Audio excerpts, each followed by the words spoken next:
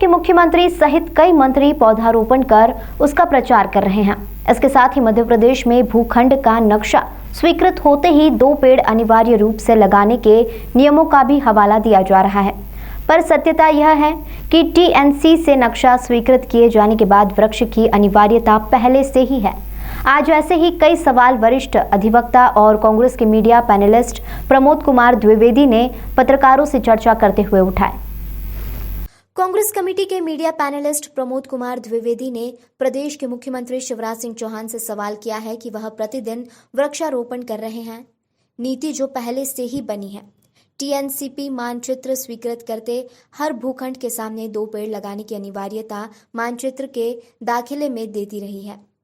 सन 2001 में यही कॉलोनी की भवन अनुज्ञा जारी करते हुए यह बंधक कारक रखी जा रही है। मुख्यमंत्री जी प्रतिदिन एक वृक्षारोपण कर रहे हैं। साथ ही उन्होंने कुछ दिन पहले ये घोषणा की थी कि मध्य प्रदेश में पर्यावरण की सुरक्षा के लिए अब नए जो भी नक्शे होंगे पास, उस पर 2 पेड़ लगाने के लिए अनिवार्य नियम बना रहे हैं। शायद मध्य प्रदेश के मुख्यमंत्री जी को जानकारी में ही नहीं है कि ये नियम शुरू से ही बने हुए हैं। सन 2000 में और 2001 में, इसके बाद भी कालांतर में जब भी टीएनसी से किसी कॉलोनी का नया मानचित्र स्वीकृत होता था, उसके दाखिले में स्पष्ट लिखा रहता था कि हर प्लाट के सामने आपको 2 पेड़ लगाना अनिवार्य है। नगर निगम के मानचित्र में स्वीकृति के बाद भी ये नियम चलन में है। मुख्यमंत्री जी हैं, हो सकता है जानकारी में हो या नहीं हो, लेकिन एक चीज़ उनकी जानकारी में तो अवश्य होना चाहिए कि उन्होंने एक नियम बनवा दिया अभी कि 53 प्रकार के पेड़ अगर आपकी निजी ज़मीन पर है तो आपको वन विभाग से किसी भी प्रकार की अनुमति लेने की आवश्यकता नहीं है, आप आसानी से काट दोगे। लेकिन इसी बीच में 1 जून 2015 का ये पत्र मैं दे रहा हूँ आप लोगों को, ये फर्जी पत्र है। महामहिम राज्यपाल के नाम से निकला हुआ ये फर्जी पत्र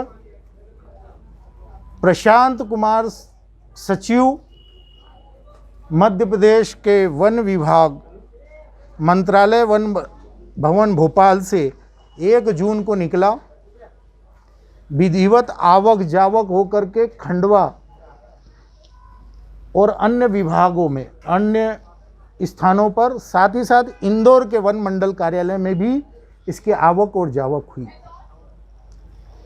इस पत्र के जारी होने से यह साबित हुआ कि 53 प्रकार के पेड़ आप बिना अनुमति के काट सकते हैं।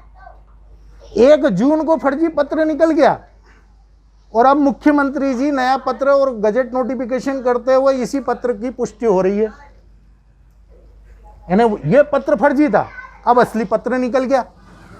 तो मतलब एक तरफ आप वृक्षारोपण कर रहे हो, दूसरी तरफ इन 53 प्रकार के पेड़ों को काटने की जो नियम था उसे समाप्त कर रहे हो, यानी जंगल बनवा रहे हो। दूसरी तरफ आप वृक्षारोपण कर रहे हो। जो नियम प्रचलित है उस नियम को फिर से बता रहे हो कि हम नियम बनाएंगे। गौरतलब है कि सूची में जो वृक्ष कभी काटे ही नहीं जा सकते, उनका भी उल्लेख है।